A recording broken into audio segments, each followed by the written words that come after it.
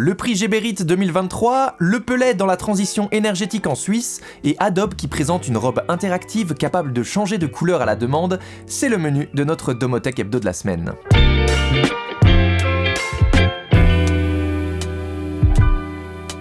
Depuis 13 ans, Geberit décerne le prix Geberit pour l'excellence aux meilleurs jeunes talents de la branche sanitaire. Ce mois-ci, 45 spécialistes répartis sur l'ensemble de la Suisse ont reçu un prix pour leur performance exceptionnelle dans le domaine de l'apprentissage et de la formation continue.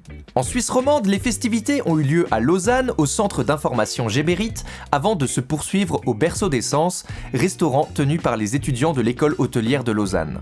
Et si ça peut vous motiver, outre le trophée Geberit, les récompenses octroyées vont de 500 à 2000 francs. Vous pouvez retrouver la liste complète des talents sur domotek-magazine.ch et sur ce même site, vous trouverez un article très complet sur le bois énergie dans la transition énergétique suisse. Nous vous proposons et conseillons de lire cet article pour faire un rapide tour d'horizon des possibilités offertes par la deuxième source d'énergie renouvelable en Suisse. Sont abordés les sujets tels que les confusions sur les émissions de poussière fine, l'augmentation du nombre de chauffages à pellets, plus 42% en 2021, plus 22% en 2022, utilisés pour répondre également à des besoins de puissance plus élevés, comme pour des complexes immobiliers.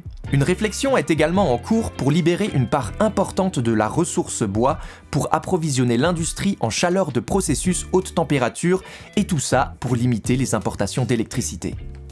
Vous avez envie de renouveler votre garde-robe, mais vous êtes un peu lassé par les tenues classiques? Adobe a la solution parfaite pour vous avec cette robe interactive présentée lors de son récent événement Adobe Max. Baptisée Project Primrose, elle peut changer de couleur à la demande sur simple pression d'un bouton et peut même s'animer grâce à des capteurs, ce qui permet de faire bouger le motif selon les mouvements de la personne qui la porte. Pour être plus précis, Adobe utilise des cristaux liquides dispersés dans des polymères, une substance souvent utilisée dans la technologie des fenêtres intelligentes. La robe a été présentée par Christine Dirk, qui est également à l'origine du projet, et qui a déclaré que la mode ne doit pas nécessairement être statique, elle peut être dynamique et même interactive.